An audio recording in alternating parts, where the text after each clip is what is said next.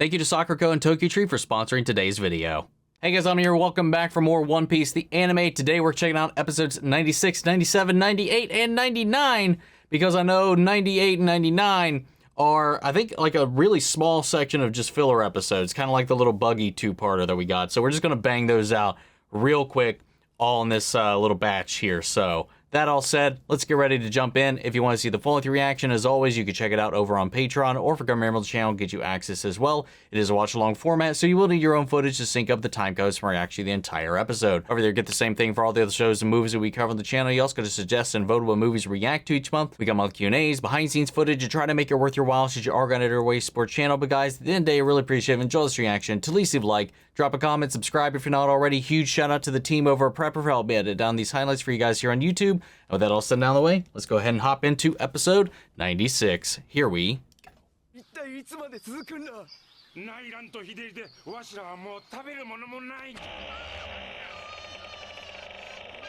Who's coming out? Oh, dude, Sindel Ramamurthy being cast as this guy is exciting. I like him. He's a really strong actor.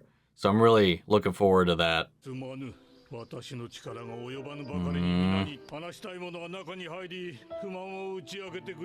Aww.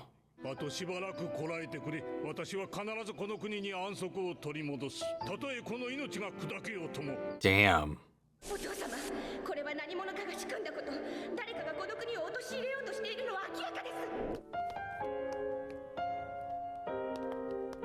Those two definitely don't look like random background characters. Wonder if we'll get to see them in action anytime soon. Ace's little surf boat hanging on the back of the ship. Stop playing with the food.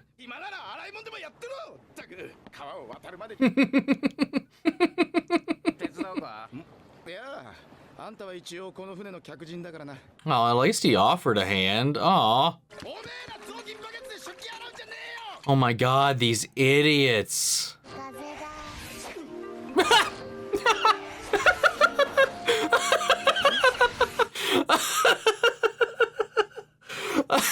Oh, that was great.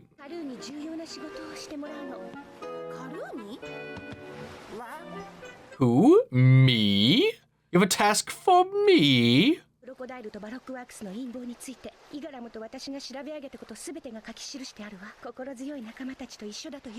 I have a feeling that message isn't gonna make it to him, man. Good luck, buddy. Yes, his water.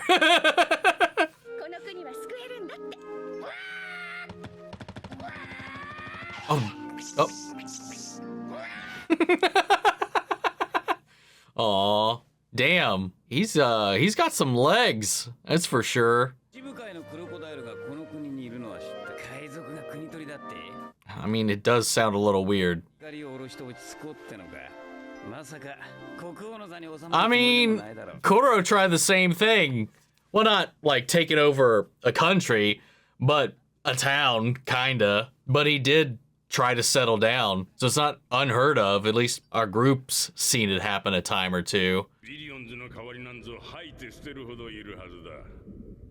Oh wow.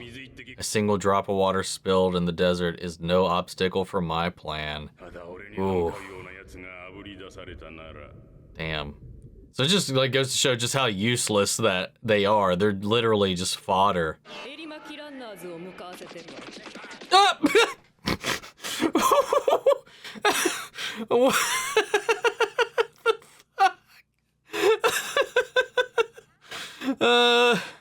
What the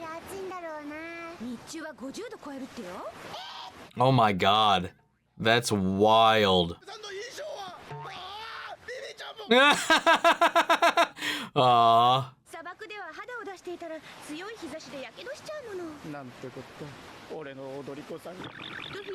Oh, look at him just wallowing in sadness.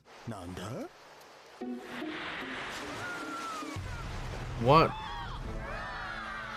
What the hell? Kung Fu Dugongs? Did I read that right?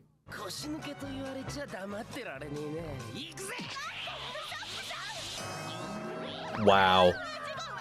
Yeah, I did read that right. Luffy beat his. Why is winning bad?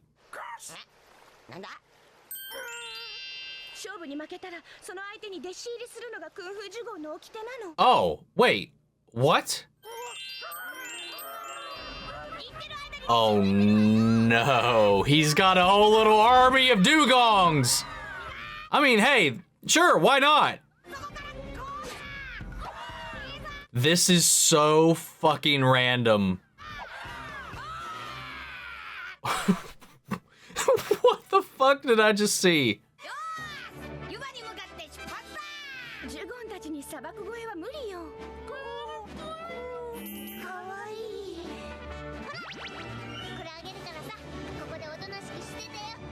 Oh, trying to bribe them to stay here?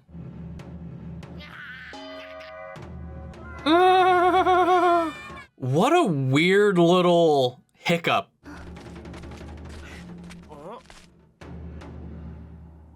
Oh, wait, is this... I wonder if this is the town we saw...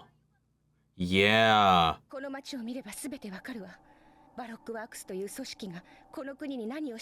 Is this like the ruins of what we saw Crocodile do to that swarm of pirates? Or was that a different town?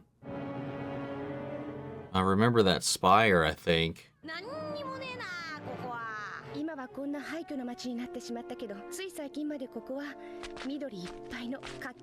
Yeah, up until just recently.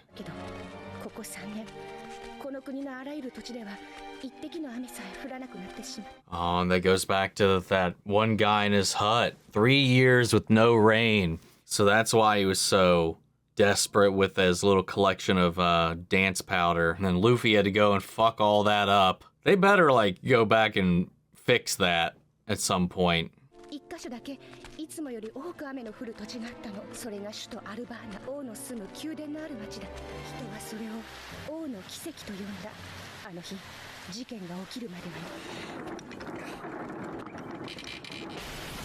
Oh, fuck.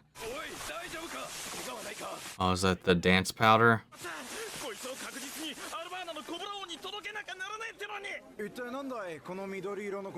That's how he was making it rain.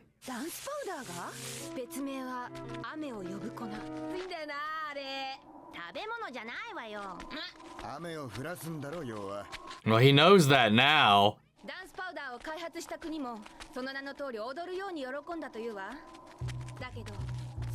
Oh, that's why it's named that way.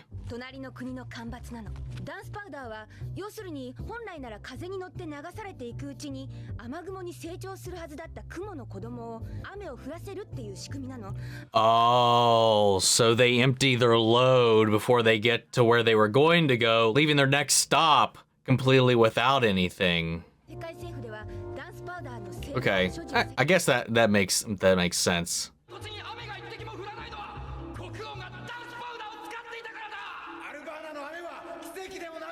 Oh, right. Oh, okay. So he was harming certain sections of the kingdom purely because he was using it where they are.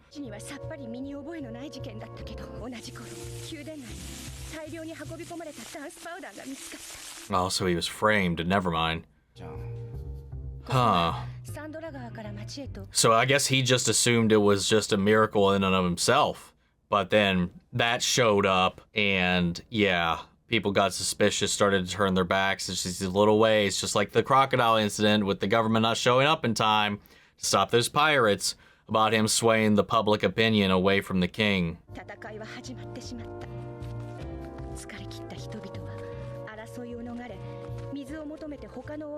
I love that we get these segments throughout the show where we get to see the group kind of shake up their attire. They're not wearing the same thing all the time. Even if Luffy does have his usual getup underneath it, like there's just an aesthetical change that's kind of refreshing to see. The hell is that?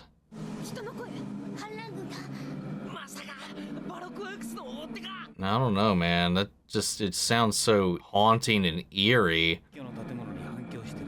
Is it though? Wow. I don't know. That looks like something.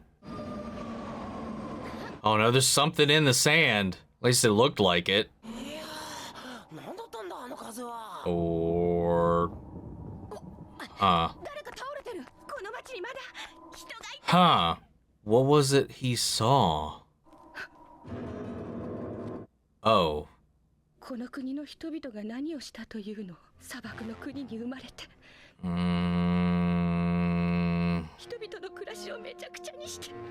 I mean, it could have very well been a normal dust tornado, but it looked like Luffy did, in fact, see something.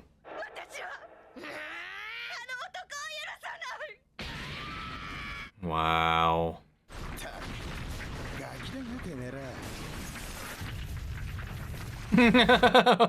What are they doing? Angrily marching off to get this shit done? Oh, while they stayed behind to bury the fallen.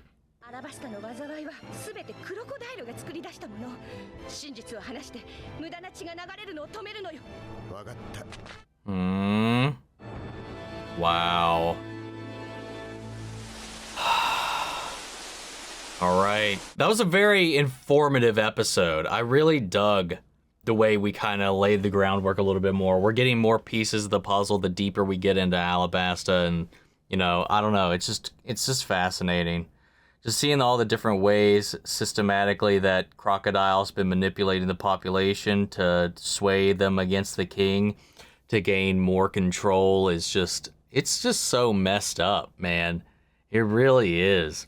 Like, even to the point, like, within his own organization, we saw, like, with him, like, obviously putting out the hit on Mr. 3 for what happened, too, but just the billions as well, all these ships that came in to back him up, and, you know, even though Ace laid waste to them, he's like, man, it's fine. It's just a drop of water and what all we've got going on, so who cares? We can replace them like that.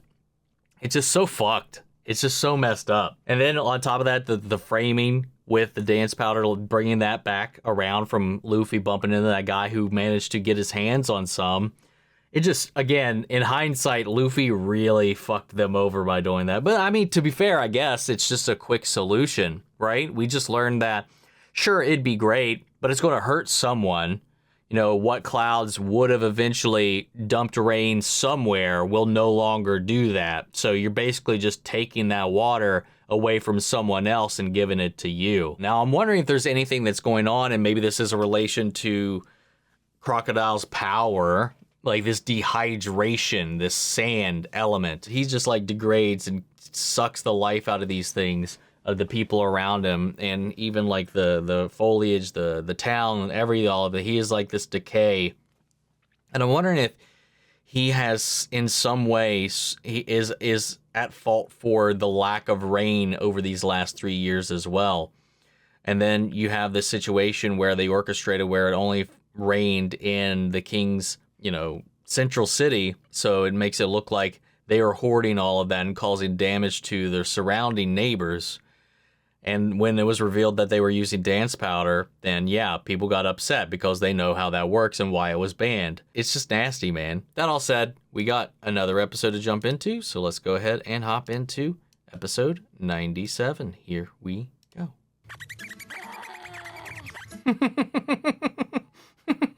These little dancing guys.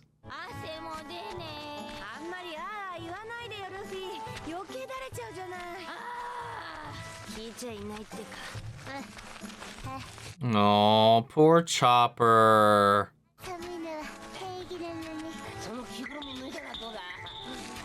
Animal suit? What the hell are you talking about, Usopp? It's his fucking skin.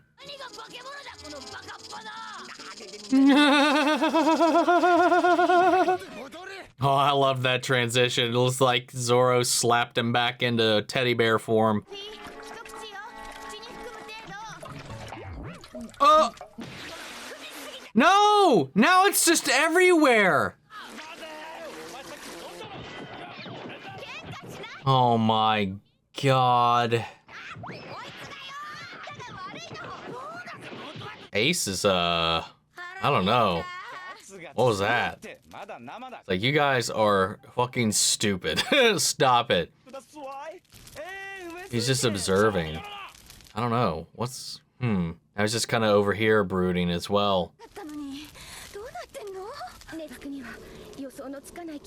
Yeah, man, deserts suck. That's how it goes.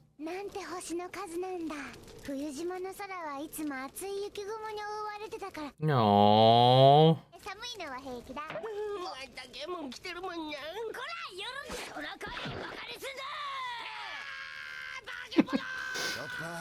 God, just beat the fuck out of Usopp, man. Jesus, just... Oh my god.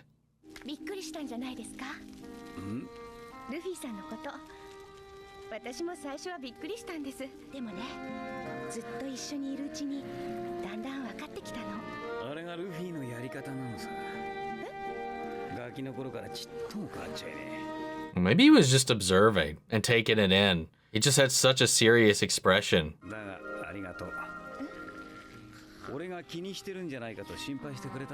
Oh, so he was a little concerned. Or at least she thought he was.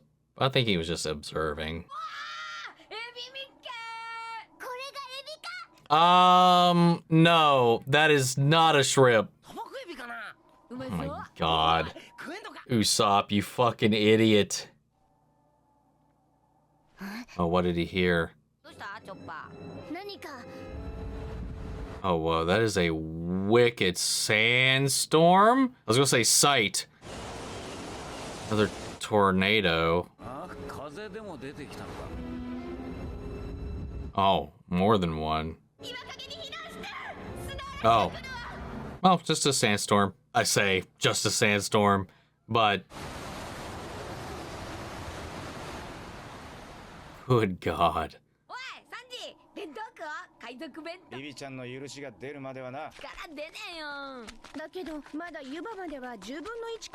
One-tenth of the way. Oh my god, Leafy, shut the fuck up.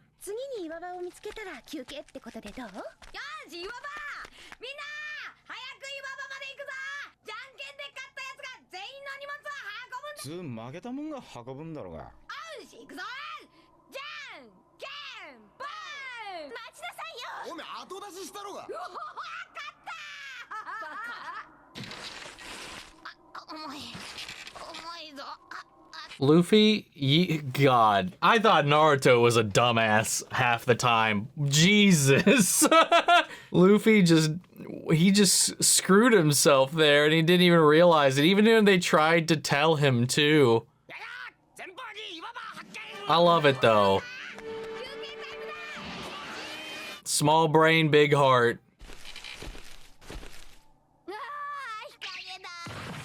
The hell was that? Obviously some kind of bird, but...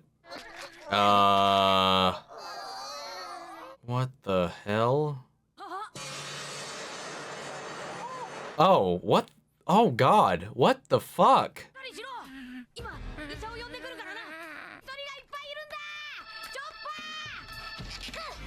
Medic!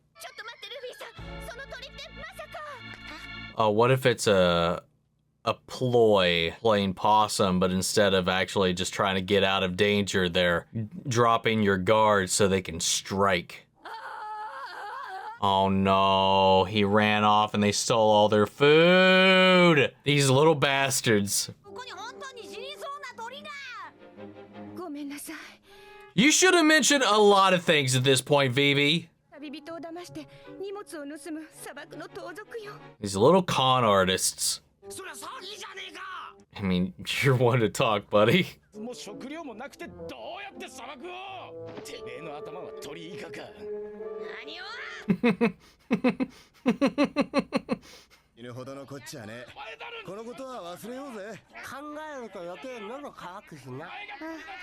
Yeah, it's like when I forget my chapstick. I'll feel fine until I realize I no longer have it, and then it just feels like it gets worse.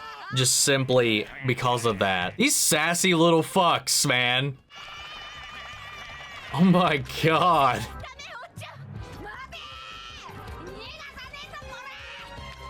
Dude, just yap them. Go gadget arms. Get them. Luffy, you're letting them get... What the hell? All right, Vivi, what other thing did you forget to mention that is now going to be a problem? Oh! Whoa! Well, okay. Oh! God damn, Luffy.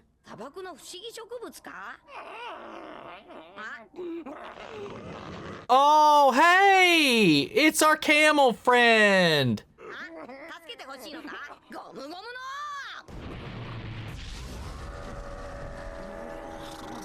What now?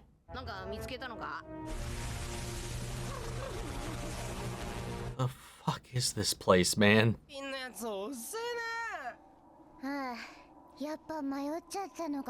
No, I think he got dead.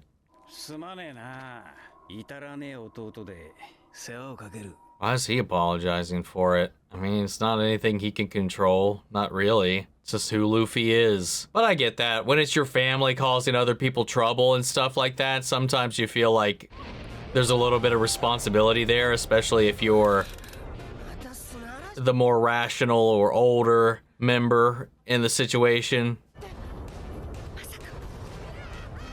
It couldn't be. What could it be, though? What is it, Vivi? Tell us.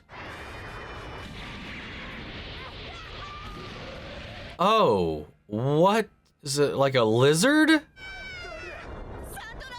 A Sandora dragon. Oh yeah, it's like a giant salamander. You're very relaxed, buddy.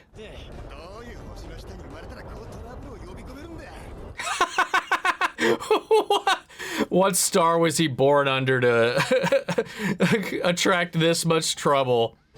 Zoro out here asking the real questions. Yeah, what if we kill this thing and maybe eat it? Oh god, they fucking trifected that thing into oblivion. When they're fighting, you almost pity the monsters. If that's edible, though, that is a lot of food to replace what we lost. What now? Another one? Are you fucking kidding me?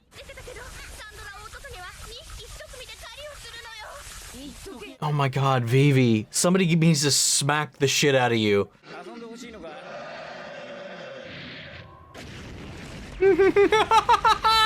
Oh my god! Wow. Hey, at least his is now cooked. Just start feasting. There you go.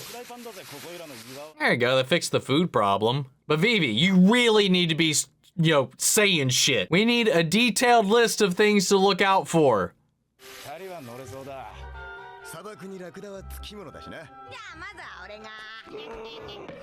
Oh.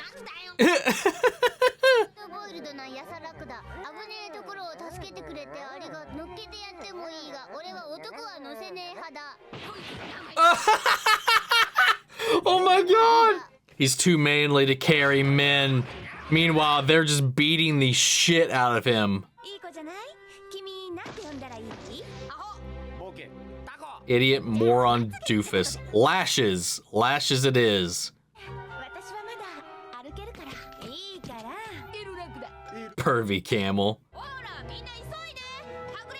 He didn't have any issues with Chopper.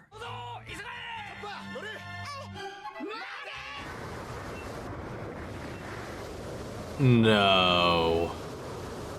No way. We got a sand ship? Is that what I'm seeing?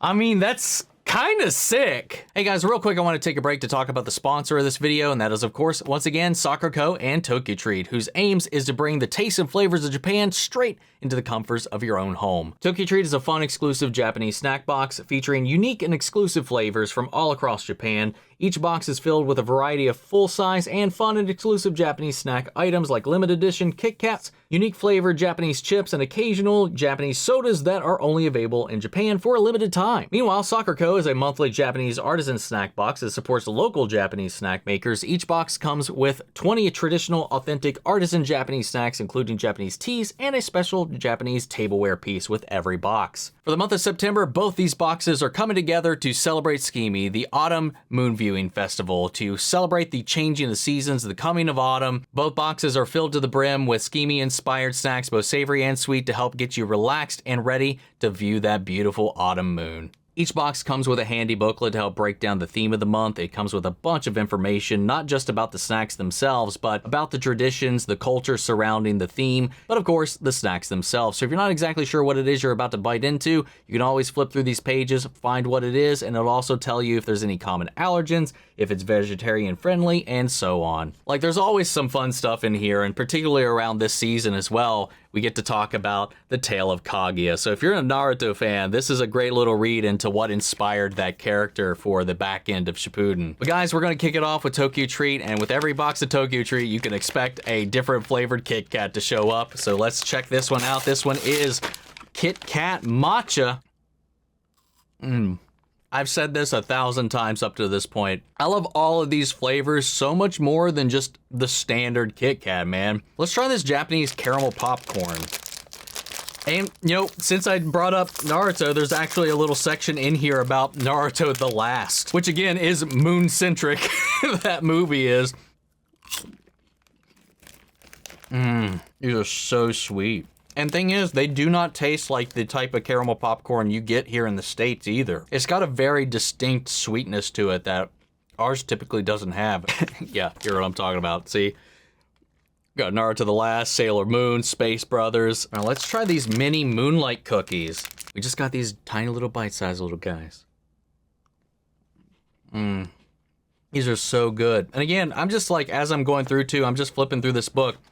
Lunar myths, man. Look what all we got. The Rabbit of the Moon, Kaguya, Tsukiyomi. There's just so many great little details and little nuggets here. And it's just like a gateway to kind of dive in and explore even more elements of Japan, man. We're going to switch things up and head over to the SakuraCo box. And we're going to kick things off with this Usagi Hozui. Let me see if I can get that here. Look at that little rabbit design on this little marshmallow guy. Oh, it's so good. It's so sweet. It's so delicate. And again, I say this all the time. It's never overpowering. Next thing I want to try is this custard taiyaki. Is this little fish shape, and it's packed with custard. That was delicious. I'm going to need to wash that down though. And like I mentioned earlier, when it comes to SakuraCo, every box comes with its own tea as well. And this month it's Tsukimi Ryokucha, and it's essentially a unique green tea. So I've already got this one brewed up. That is just delightful, man. And just like with the tea, every box of SakuraCo comes with a unique tableware item to add to your collection. This month, including this lovely Tsukimi themed dish with these rabbits dancing in the moonlight. It's gorgeous, man. These boxes are fantastic. I highly recommend them. I've been partnered with them for almost a year now, and I always look forward to receiving a new box each month and just kind of diving in and having a good night cracking into all of these snacks. And even if you don't have a sweet tooth yourself, these make a fantastic gift for yourself, a loved one, whoever. If you use the link down in the description of this video and enter promo code OMNI, that's OMN1, you can get $5 off your first box from either one of these companies. It's a great way to support yourself, a loved one, and the channel. And once again, thank you to SakuraCo and Tokyo Treat for sponsoring this video. I liked all of this. This was a frustrating episode though. Like, it was fun frustrating though. But Vivi, man, the whole gag with her, the entire episode was thing happens, she's like, oh yeah, I forgot to mention it. Another thing happens, oh yeah, I forgot to mention it. Another thing happens, I forgot to mention. Something related to that thing that just kind of escalates. She's like, oh yeah, I probably should have mentioned that. In that situation with the salamanders, you feel like that would be something to say right then and there until it happened. Not like, again, once you get ambushed by another one. Like, come on, Vivi. We can't just be trudging out here not knowing shit. Come on. I do like that Ace is kind of like, you know, taking in Luffy and his involvement with the group and all this kind of things. And like, while he was very solemn and somber there for a little while, where he definitely was a little serious when him and Sanji were first going into it, it was just because he was, I don't know, I think he was just kind of taking it in, you know, observing how far his brothers come, the relationships that are there, or maybe there is some inherent danger going on that maybe he feels like maybe he's unprepared for. There was some sense of concern that I got, and I'm glad to at least be a little vindicated that Vivi felt concerned enough to approach him and acknowledge like the highlight of Luffy being a different kind of pirate, having a very different kind of approach and air about him that just makes him so charming and easy to kind of get sucked in with. He's got this aura that just makes you feel like you can let your guard down and be yourself and be comfortable. So much so that even though he is the captain, he's still scrapping here on equal level with everybody else. Like she said, he doesn't really command respect, but that's not what he's after. You know, friends, loyalty, and the adventure. That's all he seeks. You know, so I don't know. I like that. It's attractive in that kind of way because it's such a refreshing departure from what everybody expects out of pirates. And while he is causing a lot of trouble, there's like an endearingness to it all. And I think Ace is kind of wrestling with the fact that he does maybe feel a little bit of responsibility as the older brother for him not necessarily knowing how to behave or handle these serious situations, but he can never really steer that away from Luffy because he's just so headstrong. When he apologized for who he was and how he was acting and stuff like that, it's just like sometimes you just kind of feel the obligation to do that. But like after that moment, after Vivi confronted him about it all and about her perspective and how that shifted around hanging out with Luffy and the crew and all of that, you know, it seemed to like, I don't know, warm the ice around Ace in this moment because he definitely started to distance himself, even sitting away from the group as he's just kind of, again, observing like the way his brother's running his crew and all this kind of stuff and the way they act and whatnot. And I don't know. There was like a distance that was coming from that I definitely was kind of pondering there, but I'm wondering if that's all that is or if there was a little bit more to that wasn't revealed here. As an older brother myself, I do kind of understand the sentiment and at least my perspective or interpretation of it. So again, that could change if we learn something else down the road, but I don't know, I liked all of that. And then I as much as I harped on Vivi for the way that she just kind of didn't give any kind of warning about what they could be facing here, the situations they got themselves into were pretty hilarious. However, Luffy easily forgot that he had stretchy arms and could have 100% grabbed those birds before they got away. But then we have these Venus flytraps popping out of the earth, out of the sand dunes, you know, trying to scoop him up. He busted out of that. Then we found this camel here, now dubbed Lashes. The same one that saved Chopper earlier is now helping the group out. Then we got jumped by two massive fucking desert lizards. We easily took them out though. Like these creatures, man, I like that we saw that like out of the open seas the last time like one of those sea kings tried to show up and roll up on him, that giant sea cat or whatever it was. You know, the moment they started to be like, oh, they weren't scared of it at all, it became immediately terrified of them. See, it knew what was up. These monsters are nothing compared to the monsters that Sanji, Zoro, and Luffy are, especially when they're hungry. So I like that. That was hilarious because he's like, you done fucked up. And then they just synced up and combined all their moves into one fell swoop, knocked this thing on its ass. Ace took out the other one that snuck up on him all by himself, let himself get swallowed, and then flame on and nuked the thing from the inside out. All that was super badass. Now, I know these next two are filler, but hey man, the last batch of them, I really enjoyed it. So I'm not really hung up on it. It's just 2 episodes. So we're just going to plow through that. And yeah, we'll see what happens. See who these desert pirates may be. So we're going to go ahead and do that. Here we go.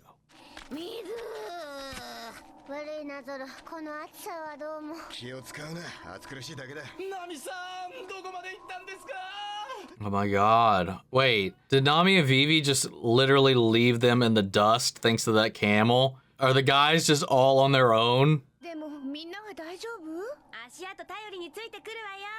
I mean, if there's a gust of wind or another sandstorm, there won't be any footprints. I mean, hell, I didn't even see a damn footprint when you just showed me that shit.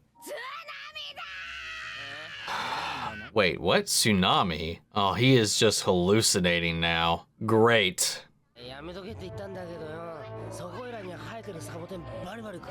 Oh my god, he socked a cactus? Oh my god. It's the quenchiest. Oh my god. Oh my god, he's just raging and rampaging now. Oh, thank Christ. Whew. Oh, good job, Chopper. Drug his ass. Oh, please don't tell me he got separated too. Were you just walking straight with your head down the entire time? Well, I guess they are fucking brothers, aren't they? Wow, good job. How did he lose 4 of them?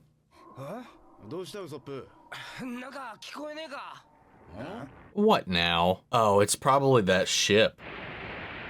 All right, put your eyes on. Guess you won't need to now. Wow. Oh. Well, that sucks. It reminds me, even though it's not the same, it reminds me of the cruise ship in Digimon, just out in the middle of the desert. See, that right there. Could have done that with the birds. Oh my god. Oh, well, he took out their mast. One of them. Instead of... Oh no. I wouldn't if I were you. Oh, can he do that thing that Shanks can do? Whatever the fuck that is? Because he'd be like, hey, you, fuck off. Or is that thing about to learn real quick it fucked up? What's with all the... Well, I guess it makes sense. I was gonna say, what's with all the umbrellas? I mean, shade is extremely important in this environment, so... Makes sense.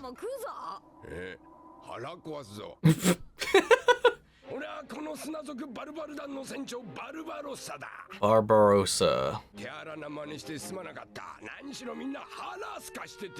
Oh, were you gonna eat them?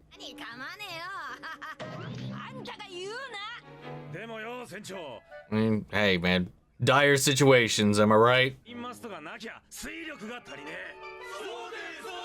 Oh wow, now they're stranded.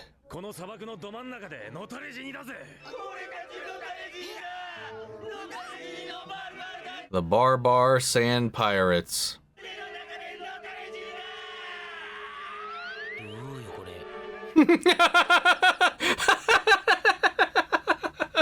I was thinking the same thing, Usopp.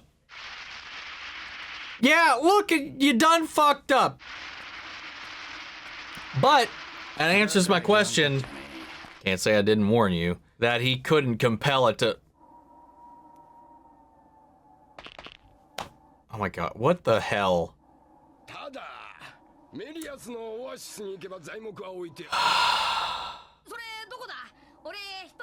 Anyway, that answers the question that he wasn't able to compel it to back the hell up.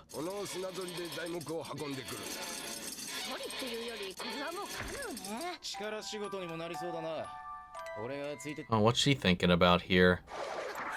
Oh, whoa! What was that? Rosa.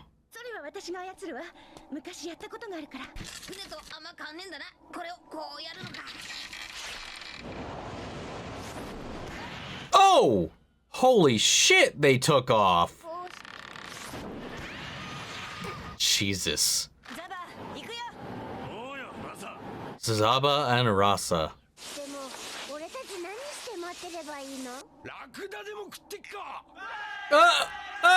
No!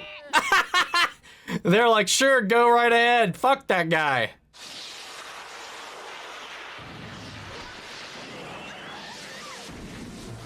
That's just rude.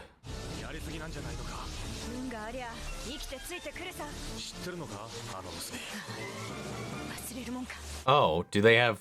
Oh, So is this personal or what? I don't know. That's still so fucked up. Hope Luck's on her side. Shoving her into a quicksand pit. The ship's busted now, too. I mean, he's just grabbing sand, right? That's just gonna give, I would imagine. What the hell, man? We got rifles and swords and a bunch of camels. Who's them?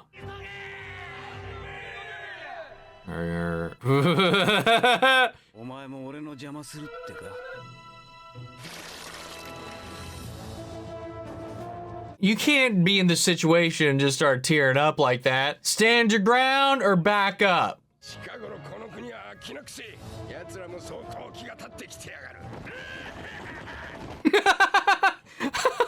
Oh my gosh, this crazed look on his face. Don't let a single one of them leave alive. Hey man, that's a lot of meat. It's a lot of camels you can consume. Wow. Yep. Oh wait, that wasn't a normal sized dung beetle now, was it? A grand dung beetle. Oh no. 100 people or a year are squished by these things. Ah! Oh, what a fate.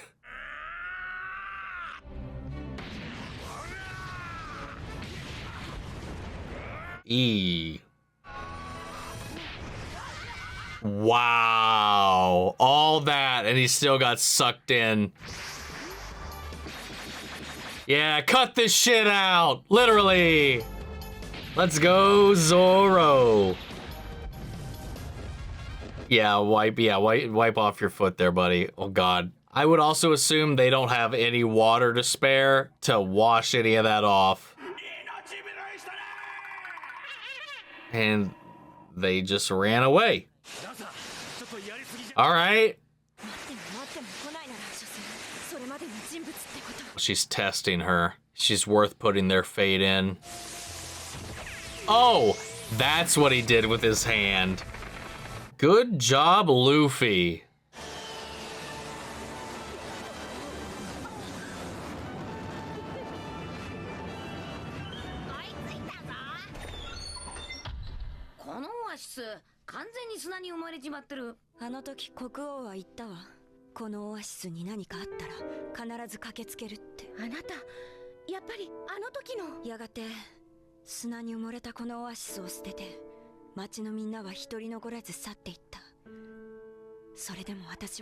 Oh wow, that's why this is a little more personal.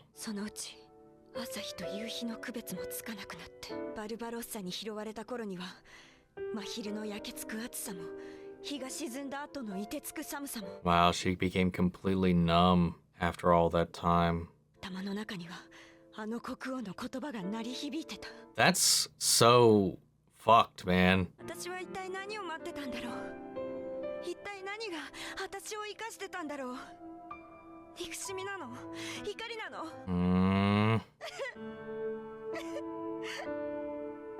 Oh, the shadow of her younger self holding on to her pant. Ah.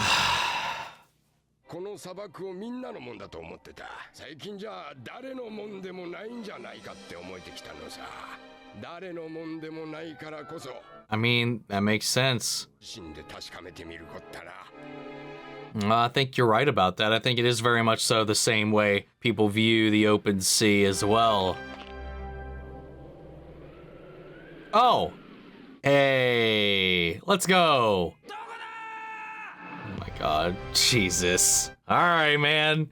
What an interesting episode. Like, again, we had some random ass occurrences. You know, Ace got separated from the group and then, you know, got confronted by this massive ass scorpion. But of course, he nuked the shit out of it. And then this fucking goofy ass lizard showed up to block his way. And then they had this weird little stalemate for a little while until it finally saw what the wreckage of what was behind him and conceded. And now he's just still trying to find the group. But what I did like about this in sentiment is like this idea of the desert, of the lands of Alabasta itself.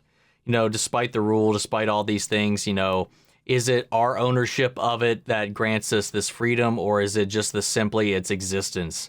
Like this idea of the desert being this untamable thing that we just kind of coincide with, that we create this symbiotic relationship with, that it allows us to thrive here despite the harshness of it, its dangers and all that. You know, much like with the sea and pirates and Luffy and being out there and having these endless horizons, it's kind of like that but on the land. I don't know, it was a really beautiful sentiment. And the flip side of that too, you have this little way we get to kind of see, you know, we've seen a lot of the destruction of some of these towns that are falling prey to Crocodile and his schemes, and the droughts and the civil war that's been going on in Alabasta, but we haven't really seen a lot of the people or survivors of these things. Like, we'll probably get to that point when once we actually get to the rebel camp and talk to some of the people there. But I like this because Vivi gets to be confronted by one of the townsfolk who got really swept up in the promises made by the crown. And she was there also with her father, and he came in. He was like, hey, if you guys are ever in trouble, we will always be there. We'll come a-running. And he did try, even with the previous town, when those pirates were pillaging it. His people were on the way. It's just Crocodile got there first. There's just too many things going on, and he's being stretched too thin. And this child who had this optimism and looked up to the king and their protection and all this, who truly believed they would honor their promise, as things waged on, as things dragged out, you know, everybody started to give up and leave, but her earnestness, her kind of, what do you want to call it, naiveness as a child kind of shone through her hope, her belief in that promise in this innocent kind of way, kind of doomed her to be the last one here. Whatever the reason, she stayed, but over the years, hope dissipated, hope faded, just like with the hope in the country itself. You know, with the way the Crocodile was manipulating all these things to turn the people against the crown. You know, this is just another one of those people, one of these other victims to this whole thing. You know, she became numb. She stopped knowing when it was night or day, it was hot or cold. She just no longer felt anything. But then she's just like, why am I still alive? Why am I still pushing? Why am I still trying to carve a path forward? It's just sad. It's just because there is, no matter how bleak things can get, there is a part of that hopeful innocence buried deep within. And I think that's what that shadow of the childhood version of her grabbing at the side of her pant leg was meant to represent. That was the thing that was guiding her, is this little nugget that was still hanging on. As much as she's been whittled down and eroded by the harshness of this land and the situation that she's been handed or dealt, there's part of her that's still clamoring against all odds that maybe something will happen and wash away all of that cynicism. I don't know. I like that too. And then that's another reason when she recognized who Vivi was and that she was from here, and then challenged her and pulled her out there. She wanted to kind of test her. It was like, hey, if she's going to really do this, she's got to, you know, pull through. I'm just not going to hand it to her, you know, after everything that we've been through. And she kind of pushes her into some dangerous situations, but they managed to tough it out and show them up in this kind of way and prove themselves. And that kind of her willfulness to put herself through this danger, I think, shows her exactly what she was hoping for all along, is that, you know, while it took a lot longer than promised, Vivi still showed up. I don't know. I liked all of that. I liked that element of this episode a lot. But we got one more episode to bang out today, so let's go ahead and jump into episode 99. Here we go.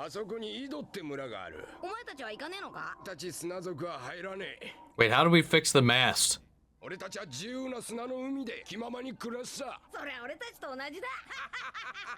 No.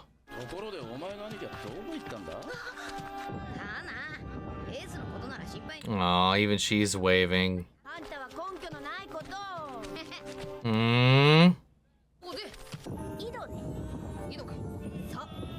No.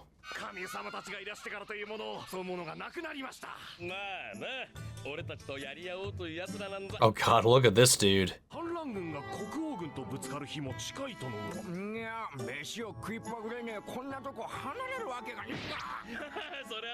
Yeah, they are scamming your ass, buddy.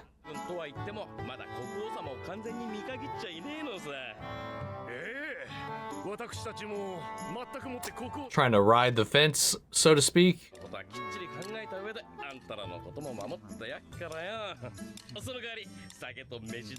Wow, yeah. Big bro Camu.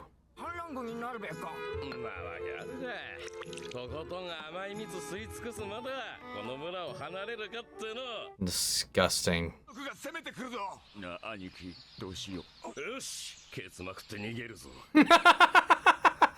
He's like, fuck that, we're out. Well, I wonder who we got here then. Yeah, buddy. Well, at least this is how we get the group back together, I guess.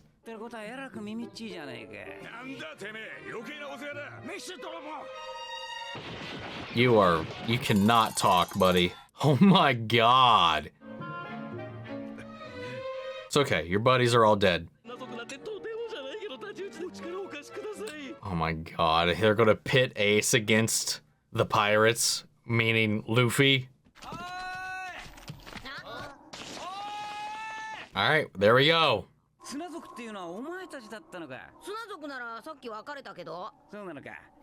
Well, whatever. Who cares? I got all kinds of food and water.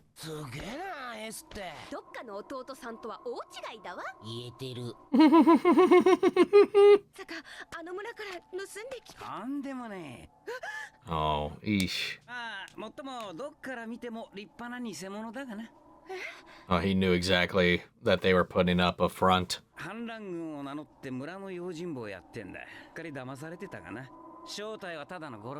See, last one. Oh, oof. I like this for Vivi, man. Just seeing the state of all these different areas, like what happened with that one girl and where she grew up and now what's happening here. People just pretending to be whoever the town needs them to be to take advantage of them and get they want out of there. Yeah. People just trying to survive, and then people trying to survive off of taking advantage of the people also trying to survive. It's just, Oh,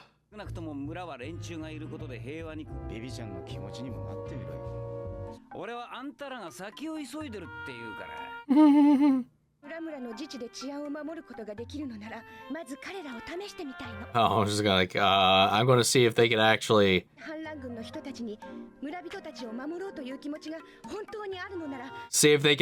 rise to the occasion. And if they can, maybe she's gonna let them go, do their thing. It's fine if the village wants to take care of themselves and pay these guys as long as they can do the job they're promising. So let's see what happens. Just test them.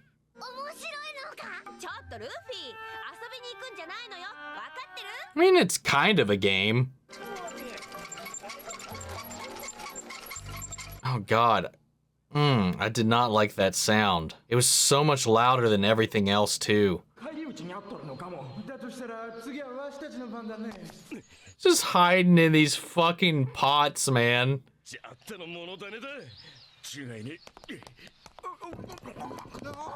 Just noticed that one little dude's got boxing gloves on.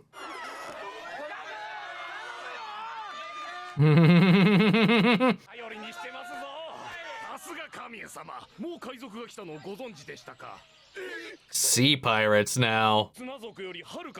Far more ferocious than sand pirates. Special edition pirate. Oh, that's one way to put it.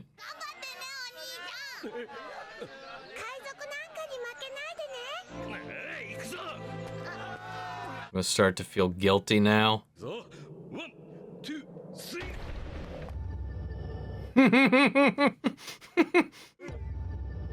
Oh no.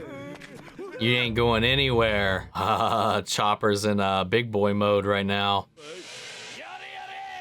Don't worry, you got this. We believe in you. That's funny.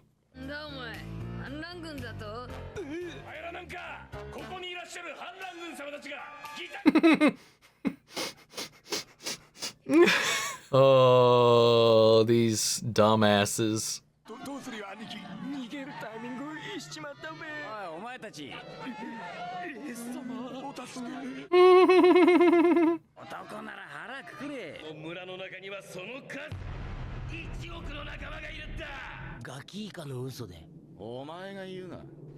I mean, you did the exact same thing, Usopp.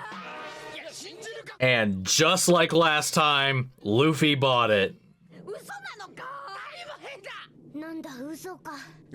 Oh my god, even Schomburg fell for it. Aww, poor little guy.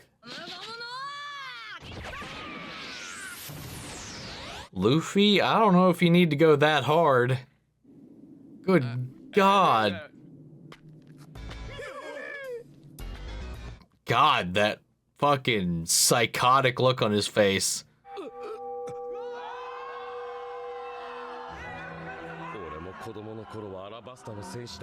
Oh, it's those two that were with the king.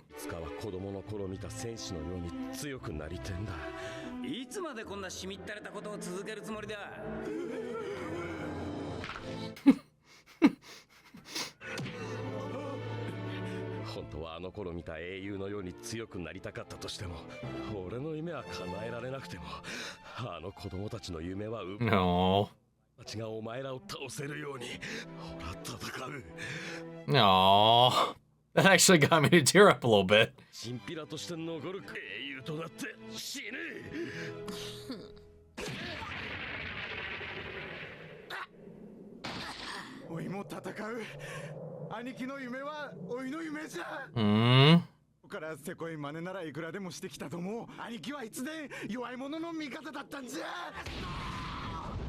God damn, he's actually got some force behind his attacks. Alright, buddy, time to throw hands.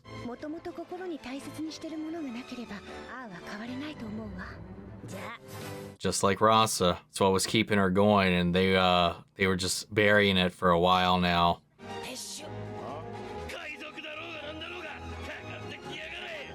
They just needed to dig it out.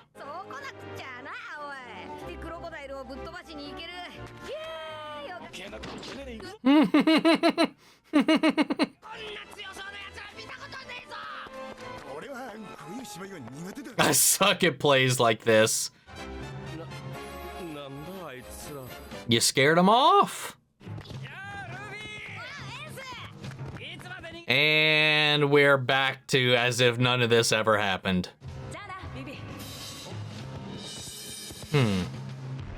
Damn. I like that one a lot. There's some moments in there that definitely actually got me to tear up a little bit. Just like, I don't know, the guys finding their strength, their courage, digging back up their old dream that they had once kind of lost. Almost in the same way as Rasa in the previous episode. You know, that childlike innocence, this wonder, this hope was just kind of buried as the war and everything around them just started to just crumble and fall apart. And they were able to both, through the last episode and this, like find just these little vestiges of that same spirit and bring it back to the surface. Like these guys, you know, wanted to be heroes, warriors and all this. They looked up to the king's soldiers and whatnot. And eventually over time, they just found themselves never fulfilling that or pursuing it. But part of them still wishes that they did. And while they were here playing a part, it just kind of, I don't know, kept a little bit of an ember burning for that dream they once had. So while they were playing soldier, playing rebel, you know, that's kind of an extension of that. It's a way to pretend like maybe they achieved that dream while also reaping the benefits of it here and taking advantage of this town. And while Vivi would not have stood for that if they could actually put their money where their mouth was, so they tested them. And at the end of the day, when push comes to shove, when these children were rooting for them, you know, it tapped through all of that fear, doubt, these walls that have been built up over all these years and pulled out that inner child, that hope, that dream. And even if he said, he's like, hey, I know we suck. I know we haven't done this stuff and we're not real soldiers or anything like that. But even if I can't stop you, I'll fight tooth and nail so that one day these kids might grow up to be the ones to do it. Like, even if he's not the one that'll be the hero at the end of the day, he's at least going to hold the the terrors of the world at bay long enough for maybe these kids to be the ones that surpass him and actually fulfill his dream. You know, in some kind of way, it almost similarly echoes like with Zeph. You know, he can't go find the All Blue now. That's not his dream. He has to kind of give that up and pass that on, hand that torch over. So while he's not fulfilling his dream that he once held on to as a child, he's passing that on to these kids and at least protecting them from the horrors of the world in a way that maybe, hopefully, maybe they could be the ones that achieves that instead. I don't know. I like the sentiment there and the way that the game came together to try to put on this show. And again, just the little gags, you know, the lies, Luffy falling like just right into it, and even Chopper right behind him falling for their bullshit. The way that Ace is, you know, navigating all of this is he's a little more morally flexible, as we're seeing. Like, he's like, hey, this is the situation. I know they're fake. It was obvious. They gave us some food. I know it's kind of not theirs to give away because these people are paying it to them for these undue circumstances or whatever. And he's just like, you know, I'm just, you know, fulfilling our stocks. It's, you know, it's one thing or another. You know, we gotta do what we gotta do.